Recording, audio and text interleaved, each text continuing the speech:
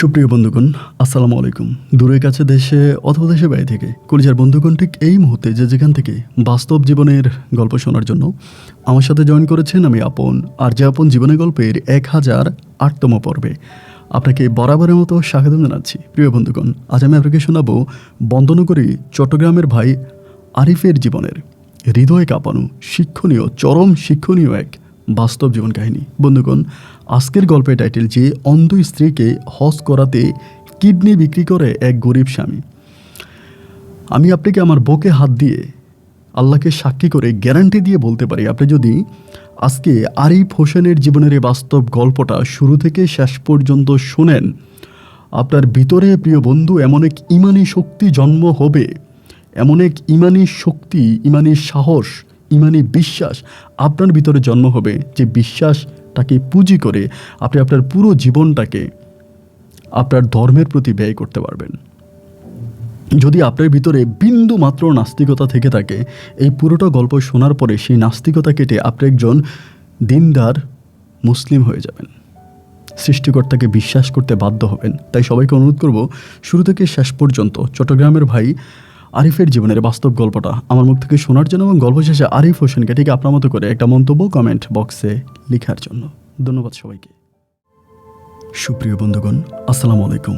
আমার নাম মোহাম্মদ আরিফ হোসেন, আমার বাড়ি বন্দনগরী চট্টগ্রাম। বন্ধুগণ, আমি আমার জীবনের গল্পটা শুরু করার শুরুতে আপনাদেরকে আমার পরিবারের বিষয়ে জানিয়ে রাখি। আমার পরিবারে আমি আছি, আমার বাবা আছে, মা আছে, এছাড়া রয়েছে আমার ছোট 3টা ভাই সহ ছোট একটা বোন। আমরা টোটাল 4 ভাই 1 বোন। আমাদের পরিবারটা চট্টগ্রাম শহর থেকে অনেক দূরে কোনো এক ছোট্ট গ্রামের এক উচ্চ মধ্যবিত্ত পরিবার। আমার বাবা পেশায় একজন শিক্ষক ছিলেন। আমি শুনেছিলাম যে আমার বাবা প্রাইমারি স্কুলে শিক্ষকতা করতো এবং দীর্ঘদিন শিক্ষকতা করার পরে হঠাৎ করে আমার বাবার অসুস্থতা দেখা দেয়, মানে চোখের মধ্যে সমস্যা দেখা দেয়। আমার বাবার চোখে ঠিকমতো দেখতে পেত না, এক মারাত্মক রোগে আক্রান্ত হয়। তারপরে আমার বাবা রিটায়ার্ড হয়ে যায় এবং রিটায়ার্ড হয়ে যাওয়ার পরে রিটায়ারমেন্টে আমার বাবা অনেকগুলো টাকা পায়। সেই টাকা দিয়ে এবং আমাদের কিছু পৈতৃক সম্পত্তিও আছে, আমার দাদার সয় সম্পত্তি আছে। এই সম্পত্তিগুলো দেখাশোনা করে বর্গা বাগা এবং বাবা নিজেও খেটে আমাদের পরিবারটাকে ছোটোবেলা থেকে খুব ভালোভাবে চালিয়ে আসছিল। আমি একটু একটু করে যখন বড় হই, অনেকটা বড় হবার পরে আমি দেখতে পাই আমি আমার পরিবারে কেমন জানি একটা আগাছার মতো, মানে আমাকে কেউ কোনো মূল্যায়ন করে না, আমার কথাও কেউ খুব বেশি শুনতে চায় না। একটু একটু করে বড় হবার পরে আমি আসলে জানতে পারি যে মাকে আমি মা বলে ডাকি, যে ভাইদেরকে আমি ভাই বলে ডাকি, আর যে বোনকে আমি বোন করে ডাকি, তারা আসলে আমার রক্তের বা আমার আপন কেউই না। আমার মা হচ্ছে আমার সৎ মা। শুনেছিলাম ছোটোবেলায় নাকি আমার মা মারা যায় এবং মা মারা যাওয়ার পরে আমি সৎ মায়ের কাছে বড় হই এবং সৎ যে ভাই বোনগুলো ছিল তারাও আমাকে খুব ভালোভাবে দেখতে পারতো না, কিন্তু সৎ ভাই আর সৎ বোন আর সৎ মায়ের প্রতি আমার এক নিঃস্বার্থ ভালোবাসা ছিল। তাদেরকে এত বেশি ভালোবাসতাম যে আমি যদি কখনো ধরেন কারো গাছের নিচে পাকা একটা আম পেয়েছি, আমটা পর্যন্ত আমি খাইতাম না একা, যে কখনো ঝড়ের দিনে যদি কারো গাছের নিচে পাকা আম পড়ে থাকতো, এই আমটা পর্যন্ত আমি হাতে করে নিয়ে বাড়িতে চলে আসতাম। ভাই বোন সবাই মিলে আমি আমটাকে একটু একটু করে কেটে সবাই মিলে খেতাম। অথবা শুক্রবারে মসজিদে জুমার নামাজ পড়তে গেলে যদি মসজিদে জিলেপি দেওয়া হতো বা কোনো তাবারুক দেওয়া হতো, আমি এটা না খেয়ে বাসায় নিয়ে আসতাম, ভাই বোন সবাই মিলে ভাগ করে খেতাম। যদিও ভাই বোন আর মায়ের প্রতি আমার এরকম ভালোবাসা ছিল, কিন্তু আমার ভাইয়েরা, আমার বোন আর আমার মা আমাকে সম্পূর্ণ ভিন্ন চোখে দেখতো। তারা আমাকে কোনোভাবেই তাদের আপন করে নিতে পারেনি। আমি যতটাই তাদের কাছে আপন হতে গিয়েছি, আমার কাছে মনে হয় আমি তাদের কাছে বারবারই দূরে সরে গিয়েছি। একটা পর্যায়ে আমি প্রায় অনেকটাই বড় হই। আমার বয়স তখন প্রায় 15 থেকে 16 বছরের কাছাকাছি। আমি তখন টাকরা জোয়ান। আমরা বাবার সাথে তখন মাঠে ঘাটে কাজ করি, বাবা আর আমি একসাথে ফসল ফলাই, মাঠে ঘাটে কাজ করি। আর আমার ভাইয়েরা এবং আমার ছোটো বোন তারা স্কুলে পড়াশোনা করতো, সবাই বাড়িতেই থাকতো। তো এরকম করে সময়গুলো কাটতে কাটতে একদিন হঠাৎ করে আমার সৎ মায়ের সাথে আমার ঝগড়া লেগে যায়। ঝগড়া লাগার কারণ হচ্ছে আমি দুপুরবেলা কাজ করেছি, মানে মাঠে কাজ করে বাড়িতে গেছি এবং বাড়িতে যাওয়ার পরে আমি গোসল করে খেতে বসছি। তো আমি খাবার খাবো, আমি আমার সৎ মারে বললাম যে আমি খাবার খাবো, আমারে খাবার দেন। উনি আমারে বলল যে খাবার আছে, তুই বেড়ে খা, এটা আমাকে বলল। তো আমি যখন খাবার বেড়ে খেতে গেলাম, দেখলাম যে মানে আমার খাবারগুলো আলাদা করে রাখা, মানে আপনার আলাদা করে খাবারগুলো রাখা এবং মানে ভালো কিছু খাবার যেমন আপনার মুরগির মাংস এরকমভাবে হচ্ছে রান্না করে আলাদা একটা জায়গায় রেখে দিয়েছে। তো আমার সেদিন ভাই খুব খিদা লাগছে, মানে আমি জানি যে মুরগির মাংসটা আমার জন্য রান্না হয়নি, এটা যেহেতু রান্না করে আলাদা করে লুকিয়ে রাখা হয়েছে, অবশ্যই এটা অন্য কারোর জন্য করা হয়েছে। তা আমার খুব খিদা লাগছে, মানে খিদেও লাগছে, আর মুরগির মাংসটা ওই দুপুরবেলা তো আপনার আলু দিয়ে ঝাল ঝাল করে রান্না করছি, দেখেও মুখে জিহ্বাতে মানে পানি চলে আসছে। তা আমি 2 টুকরো মানে আপনার আলু নিয়েছি, মাংস কিন্তু নিয়ে নেই, কারণ আমি জানি এটা আমার জন্য রান্না হয়নি। এরকম এর আগেও অনেক রান্নাবান্না আমাদের ঘরে হতো, কিন্তু আসলে মূলত আমার জন্য এই রান্নাগুলো হতো না। যাদের জন্য রান্না হতো তারা খাওয়ার পরে যদি অবশিষ্ট কিছু থাকতো তাহলে হয়তো আমার মা আমাকে দিত, আর তা না হলে কিন্তু দিতই না। তো এবার আমার খুব খেতে ইচ্ছে হলো, আমি 2 টুকরো আলু আর একটু আপনার রসা, একটু ঝোল নিয়েছিলাম। নিয়ে আমি খাবার খাচ্ছিলাম, হঠাৎ করে মা জানি কোত্থেকে এসে দেখে ফেলছে যে আলুর ওই ঝোলটা আছে, এটা দেখে ফেলছে। দেখে আমরা বলতেছে, তুই কি মাংস নিয়েছিস? আমি বললাম যে হ্যাঁ মা, মাংস তো নেই নাই, 2 পিস আলু নিয়েছিলাম। মানে এইটা বললাম যে 2 পিস আলু নিয়েছে, মুহূর্তের মধ্যে উনি আমার খাবারের যেই মানে প্লেটটা আছে ওই প্লেটটা হাতে নিয়ে উঠানের মধ্যে আপনার ফেলে দিল, এবং মুহূর্তের মধ্যে আপনার ভাতগুলা একদম সব মাটিতে পড়ে গেল, আমার তরকারি এবং সব কিছু যে প্লেটে খাচ্ছিলাম প্লেটটাও ভেঙে গেল। তো আমার কথাটা হচ্ছে কি, যে মাঠে তো কষ্ট করে ফসল আমিই ফলাই, আমার বাবাই ফলায়, বাবা কষ্ট করে ফসল ফলায়, আমি কষ্ট করে ফসল ফলাই। তো সেই ফসলের ধান ভাত আপনি এভাবে মানে ফিটকায় ফেলে দিলেন, ঢিল মেরে ফেলে দিলেন আমার কষ্টে উপার্জিত। কারণ আমি জানি আপনার প্রখর রোদে কাজ করতে কতটা কষ্ট হয়, কতটা কষ্ট করে রোদে কাজ করে ফসল ফলাতেও এটা আমি জানি। যখন দুপুরবেলা হয় 11টা-12টা বাজে, সূর্যটা যখন মাথার উপরে উঠে রে ভাই, মনে হয় যেন পুরো শরীরটা পুড়ে যাচ্ছে, মনে হয় এই বুঝি মাথার মধ্যে আগুনটা ধরে গেল, এই বুঝি চুলের মধ্যে আগুনটা ধরে গেল, এমন একটা অবস্থা। কিন্তু সেই অবস্থার মধ্যেও আমরা কাজ করে যাই। ফসলটা ফালাই দেওয়ার পরে আমি তখন মায়ের সাথে রাগারাগি শুরু করলাম যে তুমি এটা ফালাই দিলা কেন, মানে ভাতটা তুমি ফালাই দিলা কেন, তুমি কী কারণে ভাত ফালাইলা। উনি আমার সাথে খুব রেগে আমাকে মারার জন্য আসে। তো যখন উনি আমাকে মারতে আসে, আমি মানে জাস্ট আমাকে সেভ করার জন্য একটা ধাক্কা দিই ওনাকে, এবং ধাক্কা দিলে উনি পিছনের দিকে পড়ে যায়, মানে মারাত্মকভাবে পিছনের দিকে পড়ে উনি কোমরে ব্যথা পায়। উনি একটু মোটা কাটা ছিল, স্বাস্থ্যবান ছিল, কোমরে ব্যথা পায়। এবং ব্যথা পাওয়ার পরে তিনি এর আগেও আমার আব্বার কাছে অনেক বিচার দিত, আমার নামে অনেক বিচার দিত।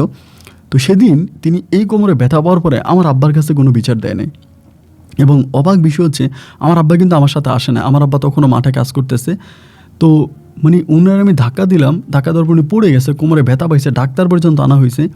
তা আমি আর খাওয়া দাওয়া না করে আমি মাঠে চলে গেলাম, কাজ করলাম। বিকেলবেলা চিন্তা করতেছি আজকে বাড়িতে গেলে তো আমার খবর আছে, আব্বা তো আমার মারিয়ে ফেলবে, আমি ওনার শখের বউয়ের গায়ে হাত দিছি, আমার কি আর অস্তিত্ব থাকবে, আমাকে তো মেরিয়ে ফেলবে। এই ভয়ে ভয়ে আমি আস্তে আস্তে বাড়ির দিকে আসতেছি। কিন্তু অবাক বিষয় হচ্ছে, বাড়িতে আসার পর আমি দেখি আমার আব্বা আমার সাথে ভালো, মানে আমি আব্বুকে ইঙ্গিত পর্যন্ত দিলাম যে আমার আম্মু ওনাকে কিছু বলছে কিনা।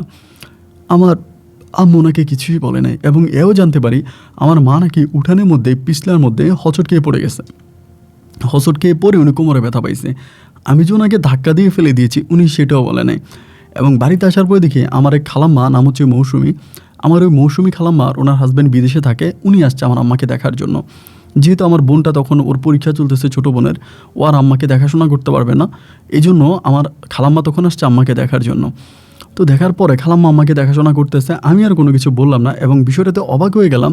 অপরাধ না করলেও আমার মা আমার আব্বার কাছে আমার নামে বিচার দিত যে তোর ছেলে এটা করছে ওইটা করছে, মানে দিনভর আমার নামে একটার পর একটা রিপোর্ট আমার মা দিয়েই যেত।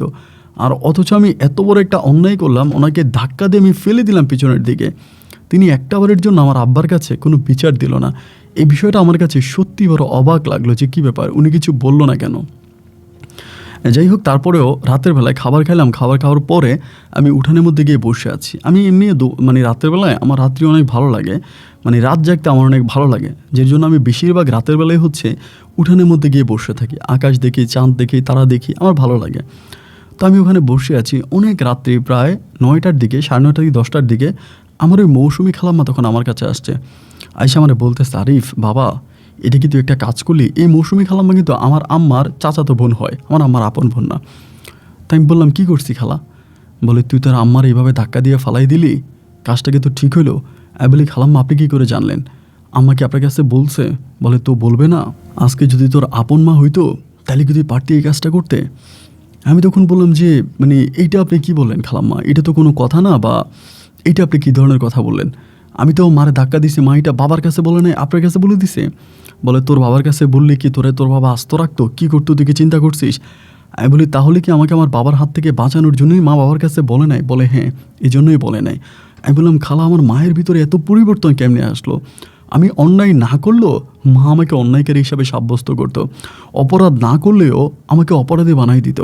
অথচ সেই মা আমাকে আমার বাবার হাত থেকে সত্যি ঘটনাটা যেভাবে চাপা দিল আমাকে বাঁচানোর জন্য, বিষয়টা খালাম্মা সত্যি আমাকে অবাক করে দিল। খালাম্মা আমাকে বললো, বাবা না ভালো, সৎ মায়ের উপর একটু মায়া আন, একটু ভালোবাসা আন। আমি সত্যি এরপরে না আমার সৎমাকে আমি ভালোবাসতে শুরু করেছি।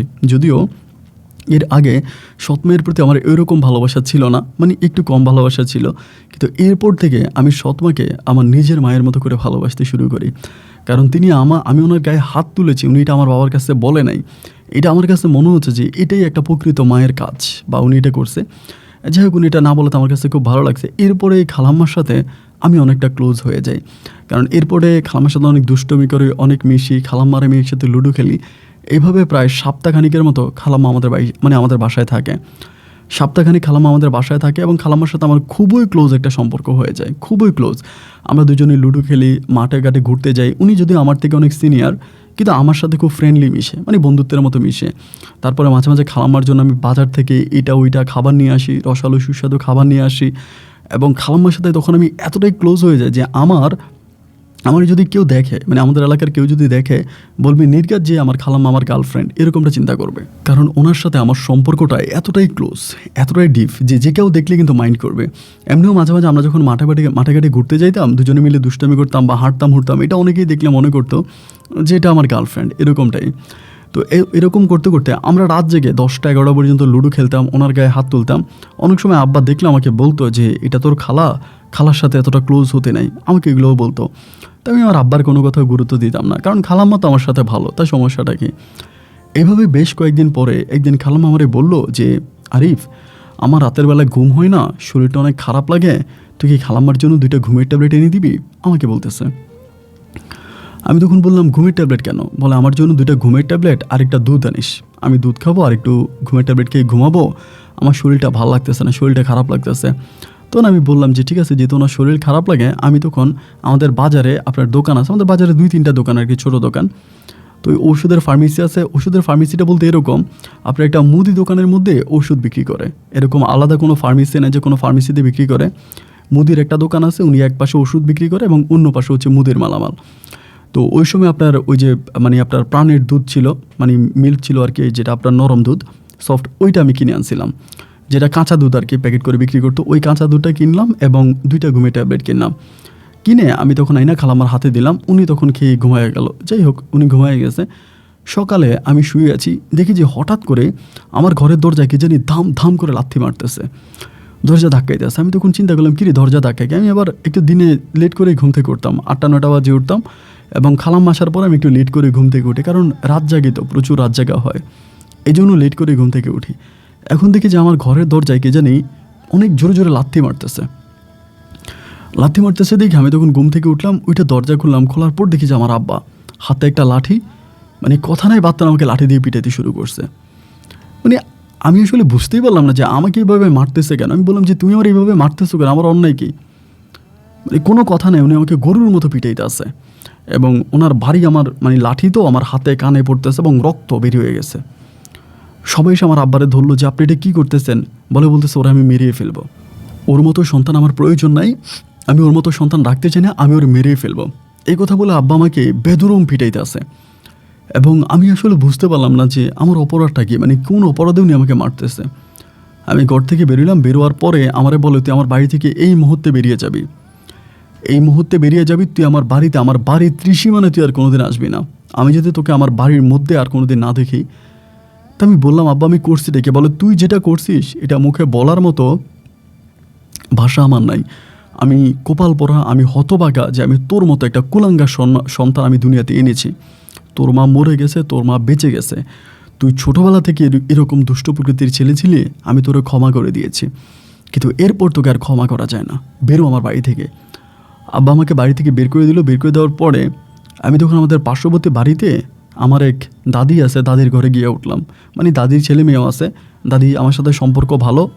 দাদির ঘরে গিয়ে উঠলাম, দাদি আমার দুপুরে নাস্তা দিল, নাস্তা খাইতেছি। দাদি আমারে বলে, তুই কী করছিস? আমি বললাম, দাদি আমি যে কী করছি আমি সেটাও জানি না, মানে আমি কি করলাম আমি সেটাও জানি না। আব্বা আমাকে গরুর মতো, সকালবেলা মানুষ হাল চাষ করার জন্য গরুকে যেমনি পিটায় এমনি আমাকে পিঠে বের করে দিল, কিন্তু অপরাধটা কি অন্যায়টা কি আমি তো সেটা জানি না।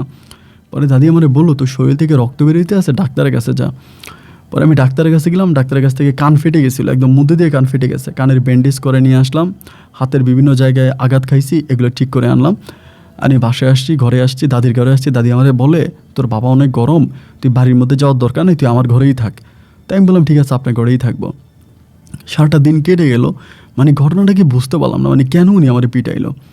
তো ওই দিনও দিনটা কাটলো এবং রাতের বেলায় আমি আর ঘুমাইতে পারতেছি না, আমি দাদির ঘরেই ঘুমাইছি। মানে কোনোভাবেই দুটি চোখের পাতাকে এক করতে পারতেছি না যে কী ব্যাপার, কী কারণে আমার আব্বা আমার পিটাইলো, আমি তো বুঝতেই পারলাম না। পরের দিন সকালবেলা আমার ছোটো বোন স্কুলে যাবে, আবার আমার যেদিন মার্চ ওই দিন কিন্তু আমার বোন আর স্কুলে যায় নাই। আর আমার একদম ছোটো বোনটার সাথে আমার একটু সম্পর্ক ভালো আর কি, একটু ভালো সম্পর্ক। তাও সকালবেলা স্কুলে যাবে, আমি তখন কী করলাম, ওর স্কুলে যাওয়ার পথে আমি দাঁড়াই আছি রাস্তার মধ্যে, ওর সাথে আরও 3টে মেয়ে একসাথে যাচ্ছে। পরে আমি যাওয়ার পর ওরা ডাক দিলাম যে বোন রে দাঁড়া, তোর সাথে আমার কথা আছে। তো আমার বলে কি ভাইয়া, ওরা দুটা চলে গেছে, দুটা আমি অফিসে। আমি বললাম যে বোন রে, আমি না বুঝলাম না কালকে আব্বা আমার এইভাবে কেন পিটাইলো। আমার ছোটো বোনটা তখন স্কুলে পড়তো, যে আমারে কেন পিটাইলো, আমি তো কোনো অন্যায় করি না, তা আমার মানলো কেন। আমার বোন বলে তুমি যেটা করছো এর চেয়েও বড় অন্যায় হয় না। আমার বলতে লজ্জা করতেছে। আমি বললাম শুন শুন শুন, চলে যাস না, আমার কাছে বল কি এমন অন্যায় আমি করছি যে তুই আমার কাছে বলতে লজ্জা পাচ্ছিস, তুই আমার কাছ থেকে এইভাবে চলে যাচ্ছিস, আমাকে এইভাবে অপরাধী বানাই দিয়ে আমি কি করছি আমার কাছে বল, আমি শুনি। আমাকে বলে ছি ভাইয়া, আমার লজ্জা লাগে যে তুমি আমার ভাইটা পরিচয় দিতে। আমি বললাম আচ্ছা ঠিক আছে, তোর লজ্জা লাগলে লজ্জাটারে ঢাকনা দিয়ে রাখ আপাতত, তুই ভাইয়ার কাছে বল যে আমি কি বলছি, আমি কি করছি এটা তুই আমার কাছে প্লিজ বোন বল। আমার বলে তুমি কি করে পারলা, তুমি জানো না যে মৌসুমি খালা আমাদের খালা। আমি বলি হ্যাঁ মৌসুমি খালা তো আমাদেরই খালা, তাতে কী হয়েছে। বলে তুমি মৌসুমি খালার সাথে নোংরা কাজ করার আগে তোমার বিবেক একটাবার বাধা দেয় নাই। আমি তখন বললাম মানে আমার বিবেকে বাধা দিবি কেন নোংরা কাজ করার জন্য, মানে আমি কি করছি। বলে তুমি নাকি রাতের বেলায় মৌসুমি খালারে দুধের সাথে ঘুমের ওষুধ মিশাইয়া তুমি নাকি মৌসুমি খালারে খাওয়াইছো। আমি বললাম নাউজুবিল্লাহ আস্তাগফিরুল্লাহ, তুই এগুলো কী বলতেছিস, আমি এই ধরনের কাজ করি নাই। আমার বোন বলে ভাইয়া মৌসুমি খালা সকালবেলা আব্বার কাছে বিচার দেওয়ার আগে আব্বাও কথাটা বিশ্বাস করতে পারতেছিল না, কিন্তু আব্বা যখন দোকানে গেল, দোকানে গিয়ে দোকানদারকে জিজ্ঞেস করলো, দোকানদার বললো হ্যাঁ গতকালকে রাত্রে আরিফ আমার দোকান থেকে 2টা ঘুমের ওষুধ আর একটা দুধের প্যাকেট লয়ে গেছে। এরপরেও কি তুমি বলবা তুমি এটা করো নাই।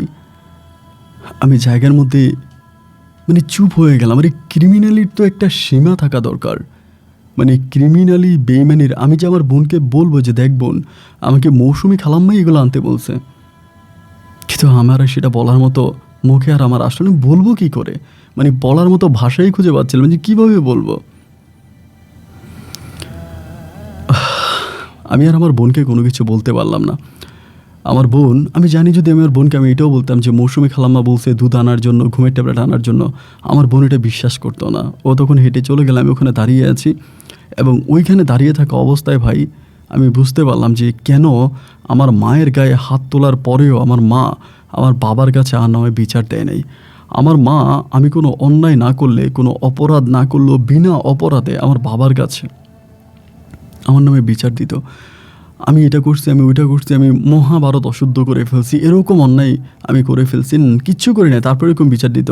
আর সেদিনে আমি ওনার ধাক্কা দিয়ে ওনার কোমরের মাংস নরম করে ফেলছি, ওনার আমি হাড্ডি ভেঙে ফেলছি, উনি ওনার হাজব্যান্ডের কাছে বিচার দিল না। তার মানে উনি এটা আমার আব্বাকে দিয়ে বিচার করতে চাই, উনি চাচ্ছিল যে বিচারটা এমন করে হোক যেভাবে হলে আমি আর কখনোই আমার বাবার কাছে যেতে পারবো না, আমার বাবার ভিটায় যেতে পারবো না।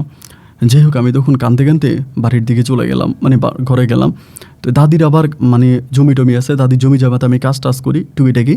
দাদি তখন আমার আর কোনো কিছু বলে না, বা দাদি আমার কিছু বলে না, আমিও দাদির আর এই বিষয়টা বলি না। আমি বলবো কেমন করে, এটা তো পুরা লজ্জার একটা বিষয়, এটা কীভাবে বলা যায়, এটা কি বলার মতো কথা। যাই হোক আমি দাদির আর কোনো কিছু বললাম না, এমন করে আমি তখন থেকে গেলাম, ওইখানে থেকে গেলাম।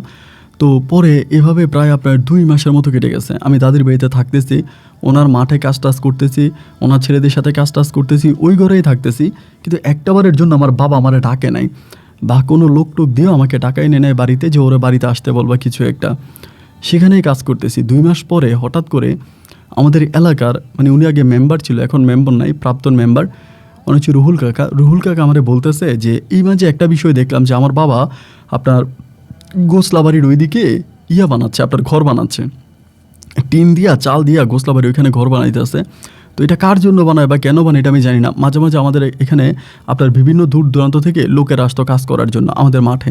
তো আমি ভাবতাম এদেরকে বাড়িতে রাখলে আমার বোন এখন বড় হয়েছে, হয়তো ওর মান সম্মান নষ্ট হয় বা দেখতে খারাপ দেখায়, এই জন্য হয়তো ওই লোকগুলোকে, কাজের লোকগুলোকে রাখার জন্য আব্বা সম্ভবত গোসলা বাড়ির ওইদিকে একটা ঘর বানাইতে আছে, ওইখানে কাজের লোকগুলোকে রাখবে, এটা আমার মনে হলো। তো আব্বা বানাচ্ছেন, আমি কোনো কিছু বলি না, আমি তো বানাইতে আমি দেখছি। পরে আমাদের ওই রুহুল কাকা আমারে বলতেছে যে আরিফ, তোর সাথে আমার একটু কথা আছে, তুই রাতের বেলা আমার বাড়িতে আসিস তো। বাড়িতে ওনার রাতের বেলা বাড়িতে গেছি, যাওয়ার পরে উনি আমার হাতে 30,000 টাকা উঠাই দিল, মানে 30,000 টাকা। তা 30,000 টাকা দেখে তুমি অবাক হয়ে গেলাম যে কী ব্যাপার, আমার হাতে 30,000 টাকা, এটা কেন? উনি আমার বলতেছে এটা তোর বাবা তোরে দিছে। আমি বললাম আমার বাবা আমার 30,000 টাকা দিবে কেন? আমি তখন কাকারে বললাম, কাকা আমি তো আমার বাবার কাছে কোনো টাকা চাই নাই, বাবারে কোনো টাকা দিতেও বলি নাই, তো বাবা আমারে টাকা দিবে কেন? উনি আমার বলতেছে তোর বাবা এটা তোরে দিছে এবং গোসলাবাড়ির ওইদিকে তোর একটা ঘর বানিয়ে দিছে, এই টাকাটা নিয়ে তুই গোসলাবাড়ির ওইখানে থাকতে শুরু কর, তুই আর তোর মায়ের সাথে বা তোর বাপের ভিটায় যাইস না। তাই আমি বললাম কাকা, এবং উনি আমার কিছু চাউলও তখন দিল, মানে বস্তার মধ্যে কিছু চাউল ডাউল, মানে কিছু বাজার সাজারও দিল, আপনার হাঁড়ি পাতিল সব কিছু মিলে। তাই আমি বললাম যে এইগুলো কেন আমারে, এগুলো আপনি দিচ্ছেন কেন বা কারণ কি? উনি আমাকে বলে সব নিয়া তুই ওই গোসলাবাড়ির ওইখানে থাকতে শুরু কর, তুই আর তোর বাপের ভিটে আসিস না, তুই চলে যা। আমি তখন বললাম যে কাকা আসলে মানে ঘটনাটা কি, এতগুলা টাকা এত কিছু আমাকে দিয়ে ওই ঘরে পাঠিয়ে দিচ্ছে। উনি বলে তুই কি বুঝোস না কোনো কিছু? আমি বললাম না কাকা আমি তো বুঝি না। বলে তোর বাবা তোরে ত্যায্য করে দিছে, আর ত্যায্য করতে গেলে কিছু নিয়ম কারণ আছে, ওই নিয়ম কারণ মেনেই ত্যায্য করতে হয়, তোর বাবা ওইসব নিয়ম কারণ মেনেই তোকে ত্যায্য করে দিছে। সত্যিকার অর্থে ত্যায্য শব্দটা আমি ওই সময় জানতাম না যে ত্যায্য মানে কি, মানে কি করছে আমাকে। তখন আমার কাকা বলল যে আমি কখনোই আমার বাবার কাছে যেতে পারবো না, আমি সম্পূর্ণ আমার পরিবার থেকে আলাদা। চোখের পানিগুলো তখন টপ টপ করে পড়তেছিল। আমি তো কোনো অন্যায় করি নাই, আমি তো কোনো অপরাধ করি নাই। আমি বললাম কাকা ঠিক আছে, আমারে এটা দিল ওইটা দিল, কিন্তু আমি চাষাবাদ করব কোথায়, আমি খাবো কি? পরে আমার বলে তোরে 2 ঘন্টা জমিও দিয়ে দিছে। আমি বললাম কোথায়? পরে এটা আমার ওই গোসলা বাড়ি থেকে অনেক দূরে, যেগুলোতে আসলে কোনো ফসলাদি হয় না, একদম মানে উর্বর না, একেবারে জমির আপনার বাড়ি থেকে অনেক দূরে। তো সেখানে আমাকে নাকি 2 ঘন্টা জমি দেওয়া হয়েছে, আমি এগুলোতে চাষবাস করব। কান্না করতে করতে রাতের ওই গুটগুটো অন্ধকারে হাতে টর্চ লাইট নিয়ে আমি তখন গোসলা বাড়ির ওই বাড়িতে আসলাম। আসার পরে দেখি ঘরের দরজাটা খোলা, দরজাটা খুললাম, ভিতরে আমি নতুন একটা ঘর দেখতে পেলাম। নতুন ঘর, নতুন রান্নাঘর, সব কিছুই নতুন। নতুনভাবে এখানে আমি থাকতে শুরু করলাম। সারা রাত উঠানের মধ্যে বসে বসে চিন্তা করলাম, গোসলা বাড়িতে দিনের বেলায় কোনো মানুষ আসতেও ভয় পাইতো। জায়গাটা এত নির্গম এবং ভয়ঙ্কর একটা জায়গা, অথচ ওই ভয়ঙ্কর জায়গার ভিতরে আমার জন্মদাতা পিতা আমাকে ঘর বানায় আলাদা করে দিছে। বাবারও বা কী দোষ দিব? বাবারও তো তেমন কোনো দোষ নাই, কারণ আমার খালাম্মা যেটা করেছে, আমার মা যেটা করেছে, এরপরে আর বাবা তো এটা করবে। আরেকটা কথা আমাকে সবচেয়ে বেশি কষ্ট দিয়েছে, আমার ওই রুহুল কাকা আমাকে বলল যে তোর বাবা ভয় পায় যে তোর বোন এখন বড় হয়েছে, তুই যেহেতু তোর খালাম্মার সাথে খারাপ কাজ করতে পারছিস, কখন তুই আবার তোর বোনের সাথে গিয়া খারাপ কাজ করিস, তোর বোনকে কি আবার খাওয়াই টাওয়াই দিয়া তোর বোনের সাথে আকাম কুকাম করিস, এই ভয়ে তোর আব্বা তোকে বাড়ি থেকে বের করে দিয়েছে বা ত্যায্য করে দিয়েছে। যে বোনটাকে আমি আমার জীবনের চাইতে বেশি ভালোবাসতাম, ভাই আমি জানি না কেউ বিশ্বাস করবে কি না, মানে এরকমও হইতে যে আমার ছোটো বোনটারে আমি, মানে আমার ছোটো বোনটা যদি কিছু খাইতে বলতো যে ভাই আমি এটা খাবো, আমার কাছে টাকা না থাকলে আমি মানুষের কাছ থেকে টাকা ধার করে এনে ছোটো বোনটা খাওয়াইতাম, মানে এত ভালোবাসতাম। তো আমার আব্বা বলে আমি নাকি ছোটো বোনের দিকে হাত বাড়াবো, এই জন্য আমাকে বাড়ি থেকে বের করে দিল। যাই হোক আমি তখন ওখানে থাকতে শুরু করি এবং 2 ঘন্টা জমি আমার দিল, মোটামুটি আমার ঘর থেকে অনেক দূরে। তাই আমি ওখানে গিয়ে কোদাল নিয়ে গিয়ে ওখানে চাষাবাদ করি এবং ওখানে জমি খনন করি, আপনার সব কিছু করি, আবার রাতের বেলায় সেখানে থাকি, এখানে ঘুমাই। একটা ছোটোখাটো দুনিয়া আমার শুরু হলো, একটা ছোটোখাটো পৃথিবী আমার শুরু হলো। মানে এতটাই কষ্টের বিষয়, এতটাই দুঃখের বিষয়, এটা আসলে চোখে না দেখলে কেউ বিশ্বাস করবে না, তাকে আমি বিশ্বাস করাতে পারবো না। এমন দুঃখ কষ্ট আর যন্ত্রণার মাঝে কোনো মানুষ থাকতে পারে? আমি সারাদিন মাঠে কাজ করি, সন্ধ্যার পরে বাড়িতে আসি, আসার পরে হারিকেনের ভিতরে কেরাসিন তেল ঢুকাইয়া এরপরে আমি মাটির চুলায় রান্না করি এবং সেখানে রান্না বাড়া করে ঘরের দরজা খুলেই ঘরে ঘুমিয়ে যাই, কারণ আমার কাছে তো কিছুই নেই। এইরকম করতে করতে একটা পর্যায়ে হঠাৎ করে আমার ওই দাদিটা, মানে যে দাদি আমাকে আশ্রয় দিয়েছিল, যার পাশে আমি থেকেছিলাম বাড়ি থেকে বেরোয়ার পরে, দাদিটা হঠাৎ করে অসুস্থ হয়ে যায়। তো দাদি কিন্তু অত বড় লোক না, গরিব মানুষ, এবং ওনার সন্তানেরা যারা আছে তারা মোটামুটি ওনাকে খুব বেশি একটা ভালোভাবে দেখতো না আর কি, মানে ছেলের অভাবে দেখে না, 3-4টা ছেলে আসছে, কেউ ওনাকে অভাবে দেখে না। তো দাদি অনেক দিন ধরে অসুস্থ, ওনার টাকা পয়সার প্রয়োজন।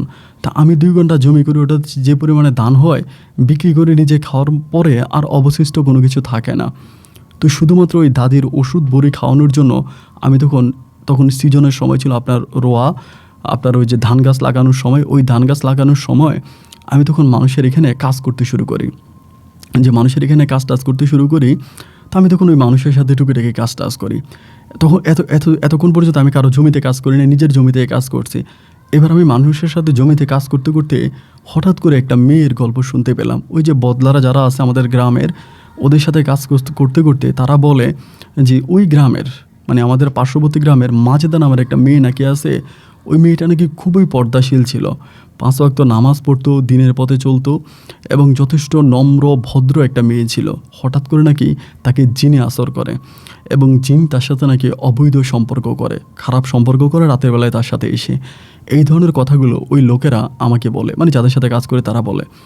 তো যাই হোক, ওই কথাতে আমি কোনো কিছু মনে করি না, এরকম হতেই পারে। আমি তো আর ওই মেয়ের কিছু হই না, বা ওই মেয়ের কিছু হলে আমার কিছু যায়ও আসে না। মানে যাই হোক, তবে খারাপ লাগলো যে মেয়েটা আমার মতো এতিম ছিল, ওর বাবা ছিল না, ওর বাবা নাই, মা আছে, সৎ মায়ের কাছে থাকতো এবং এখন থেকে নাকি মেয়েটা এরকম একটা সমস্যা। তো যাই হোক, আমি এটা কিছু মনে করলাম না। এইভাবেই 3-4 দিন কেটে গেল। 3-4 দিন কাটার পরে একদিন আমি আপনার মাঠ থেকে আমি কি করতাম, আবার ওই যে দিনের বেলায় মানুষের সাথে বদলা দিতাম, মানে মানুষের সাথে মানুষের জমিতে কাজ করতাম দাদির ওষুধ বড়ির জন্য। আর রাতের বেলায় আমি আমার জমিতে কাজ করতাম। আমার আবার 2 ঘন্টা জমি ছিল। তো রাতের বেলায় কী করলাম, আপনার চাঁদের আলোতে আমি ওই জমিতে আপনার ধান গাছ লাগাইলাম। ধান গাছ লাগাই রাত্র প্রায় 11টা 11:30 বাজে আমি তখন চলে আসতেছি।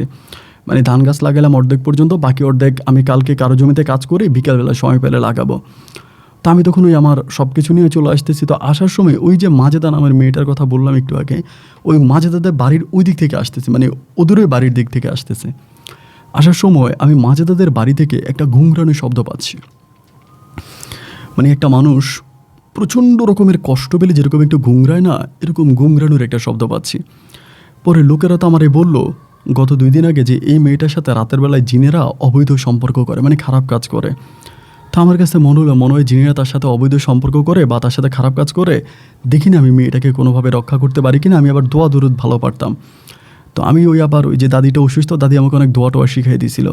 তা আমি ভাবলাম যে মেয়েটার ঘরের কাছে গিয়ে দাঁড়াইয়া দোয়াগুলো পড়ে এই মেয়েটার ঘরের দিকে ফু দিব, এবং ফু দিলে হয়তো এই জিন বা খারাপ জিনিসগুলো চলে যাবে।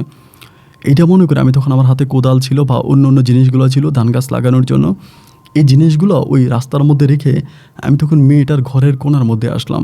ঘরের কোণে আসার পরে আমি তখন ফু দিলাম, মানে তার বাড়ির দিকে ফু দিতেছি, দোয়া পড়তেছি, ফু দিতেছি।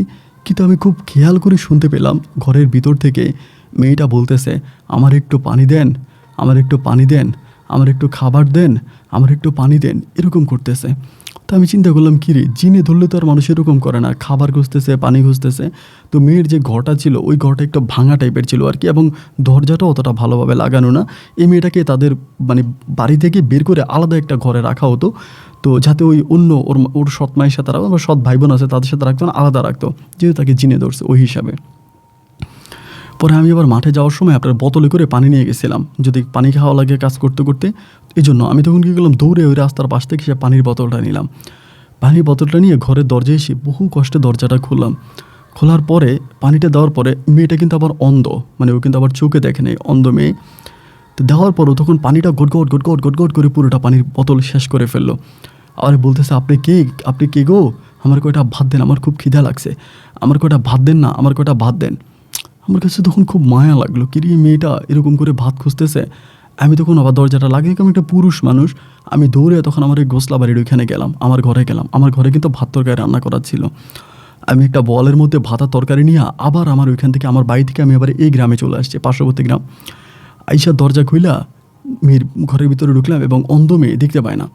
আমি তারে মানে দিলাম এবং সে গপলায়া খাচ্ছে। আমি ও যে সুটকি দিয়া আপনার লাউ পাতা আলু কুচু কুচু করে রান্না করছিলাম, একদম 1 বোয়াল ভাত, মানে পুরো 1 বোয়াল ভাত সব খেয়ে ফেলছে। আমি অবাক হয়ে গেলাম, কিরে তার পেটে কী পরিমাণ খিদা। এবং ঘরের মধ্যে পায়খানা প্রস্রাব, ওই রশি দিয়া বাইদা রাখে, ওইখানে এসে পায়খানা করে ওইখানে প্রস্রাব করে, এবং গন্ধ প্রচুর। আমি তখন আস্তে আস্তে করে আসতেছি এবং তার ঘরের দরজাটা লাগাই দিলাম, লাগাই দিয়ে আমি চলে আসতেছি। মেয়েটা বলতেছে, আল্লাহ আপনার মঙ্গল করবো, আল্লাহ আপনার দোয়া করবো, আপনি কে গো, আমারে তো বললেন না, আপনি কে আমার ভাত খাওয়াইলেন। তো যখন চলে আসতেছি বাড়ির দিকে যাচ্ছি, তখন আমার ওই অতীতের কথাগুলো মনে হয়েছে। আমার বাবা আমার সাথে এরকমটা করছে আমার সৎ মায়ের কথা শুনে, এবং মনে হয় এই মেয়েটাও আমার মতো একটা হতবাগা কপাল পরা বা আমার মতো দুঃখী একটা মেয়ে, বা ঘরের সৎমা অবশ্যই সৎমা অত্যাচার করে এবং সবার কাছে বলতেছে মেয়েটাকে জিনে ধরছে। আমি তো জিনের কোনো কিছু মেয়ের মাঝে দেখতে পেলাম না। এর পরের দিন আমি তখন এই মেয়েটার সম্বন্ধে লোকের কাছে কথাবার্তা বলতে শুরু করি, বা আসলে মেয়েটার কি হয়েছে, বা মেয়েটাকে এরকম কেন বন্দি করে রাখে, বেঁধে রাখে, এই জিনিসগুলো যখন আমি জানাজানি শুরু করলাম, বুঝতে পারলাম এটা যে আসলে এই মেয়েটা তো অন্ধ ছিল, কোনো কাজ করতে পারতো না, একেবারে অন্ধ। তাকে 3 বেলা লোকমা ধরে খাওয়াই দেওয়া লাগতো, একটা প্রতিবন্ধী টাইপের একটা মেয়ে। তো ওর সৎমা করলো কি, যেহেতু ওনার অন্য ছেলে মেয়েরা আছে, এই মেয়েটাকে কেন শুধু শুধু যত্ন করবে, আদর করবে। তো উনি যদি মেয়েটাকে ঠিকমতো না খাওয়াইতো, মেয়েটা কান্নাকাটি করতো, এই ঘরের ওই ঘরের মানুষ এসা ওর মারে মানে সৎ মায়েরে বলতো যে তুমি কেমন হইলা, তোমার সৎ মেয়ে দেখে কয়টা ভাত খাও না, এরকম।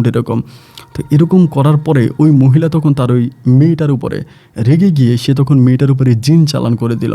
কি জানে খাওয়াই দিল, খাওয়াই দেওয়ার পরে জিন চালান করছে, এবং জিন চালান করার পরে মেয়েটা তখন পাগলামি শুরু করে দিচ্ছে, যারে পাচ্ছে তারে গালি দিচ্ছে, কামড় দিচ্ছে। এবং এরকম যখন উন্মাদ পাগল হয়ে যায়, একটা সময় মেয়েকে উনি ওনার ঘর থেকে বের করে আলাদা একটা ঘরে রাখতে শুরু করে। অ্যান্ড তখন থেকে উনি লোকের কাছে প্রচার করে দেয় যে ওর সাথে খারাপ জিনেরা আছে, এবং খারাপ জিনেরা ওর সাথে রাতের বেলায় সম্পর্ক করে বা ওর সাথে থাকে। এই ভয়ে তখন আশেপাশের মানুষটা এই মেয়েটার কাছে আর আসে না, এবং মেয়েটার কাছ থেকে দূরে থাকে যে তার সাথে খারাপ জিন আছে, এটা হয়তো আমাদের উপরেও আচর করতে পারে। এই জন্য কেউ আর এই মেয়ের সাথে কথা বলে না, মেয়ের সামনে আসে না, সবাই মেয়েকে দেখলে দূরে দূরে থাকে। তখন বোঝা গেল, মানে আমি যেটা বুঝতে পারলাম যে মেয়ের মা এটা একটা চালাকি করছে, এবং আমার দাদির মাধ্যমে আমি বিষয়গুলো শুনতে পারছি এই মেয়েটার সম্বন্ধে। এবং এই মা যেটা মেয়েটা নাকি মানে এতটাই মানে ভালো ছিল, ও নাকি মানে আপনার জন্ম হওয়ার পরে মানে পড়াশোনার প্রতি খুব আগ্রহ ছিল। ওদের বাড়িতে নাকি একটা হুজুর আসছিল, ওই হুজুর নাকি কানে কানে কোরআন শরীফ পড়াইতো ওরে, মানে কানের কাছে গিয়ে কোরআন পড়তো, এবং সে নাকি কোরআনের অনেকটা অংশ মুখস্থ করে ফেলছে। মানে এত মেধাবী একটা মেয়ে ছিল, ও তো আঙ্গুল দিয়ে আর পড়তে পারতো না, মানে হুজুর পড়াইতো, ও পড়তো। এরকম করতে করতে কোরআন অনেকটা মুখস্থ করে ফেলছে, অনেক অংশেই তার কোরআন মুখস্থ আছে। তো এরকমভাবে এত ভালো একটা মেয়ে, তো দাদি আমারে বলল যে মেয়েটা অনেক ভালো, অনেকটা নেককার এবং যথেষ্ট ভালো। এই মেয়ের বাবাটা অনেক ভালো ছিল, মেয়ের বাবাও একজন কোরআনে হাফেজ ছিল, মানে এই মেয়ের বাবাও কোরআনে হাফেজ ছিল, মাঝেদার বাবা। তিনি আমাদের মসজিদে নাকি কয়েকদিন ধরে নামাজও পড়াইছে, অন্য কোনো একটা মসজিদে ইমামতি চাকরি করতো। যথেষ্ট ভালো মানুষ ছিল, অনেক বছর আগে মারা গেছে। তো আমার ভিতর তখন এই মেয়েটার জন্য মায়া লাগতেছে যে মেয়েটা অনেক ভালো। আমি মাঝে মাঝে রাতের বেলায় ওর জন্য খাবার দাবার এটা ওইটা দিয়ে আসতাম, ফল ফ্রুট দিয়ে আসতাম। তো এরকম করতাম, এরকম করতে করতে মেয়ের মা তখন বিষয়টা কিছুটা আন্দাজ করতে পারছে যে কী ব্যাপার। মেয়ে তখন আর আগের মতো রাতের বেলা চিনলে না, মেয়ের ঘরে ফল ফ্রুট আসে থেকে। এবার মেয়ের মা পাহারা দিতে শুরু করে, মানে মাঝেদার মা পাহারা দিতে শুরু করে। তো উনি যে পাহারা দিতেছে এটা তো আর আমি জানি না। একদিন রাতেরবেলা আমি গেছি খাওয়ানোর জন্য, মানে ভাত খাওয়ানোর জন্য গেছি, এবং ভাত খাওয়িয়ে বের হয়েছি, এমন সময় মাঝেদার মা আমার ধরছে, এবং ধৈরা এলাকার আরও লোকজন মিলা তখন চিৎকার দিয়ে আমার ধরছে। ধরার পরে আরও লোকেরা আসছে, সেখানে আমাকে বেঁধে ফেলছে গাছের সাথে বাইদা বলতেছে আমি খারাপ কাজ করার জন্য আসছি। আমি মেয়ের সাথে এই বোবা আপনার এই অন্ধ মেয়েটার সাথে আমি খারাপ কাজ করতে আসছি। এমনিতেই তো ধরেন আমার একটা বদনাম আছে, বহু বছর আগে আমি আমার মৌসুমি খালাম্মার সাথে অবৈধ কাজ করছিলাম।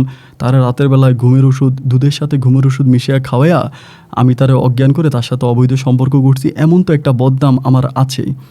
তার উপরে আবার লোকমুখে আবার প্রচার হয়ে গেল যে আমি এভাবে ধরা খাইছি, আমাকে এই মাঝেদার সাথে ধরছে, আমি এই পাগল মেয়েটার সাথে আমি অবৈধ সম্পর্ক করার জন্য গেছি রাতের বেলায়। কথায় আছে একে তো নাচনে ভরি, তার উপরে ঢোলের বাড়ি। এমনিতেই তো আমার মা আমার মানে বদনাম করতে করতে তার মুখে ফেনা চলে আসে, সবার কাছে আমার বদনাম, আমার অপমানের কথা, আমার অপদস্থের কথা সবার কাছে বলে।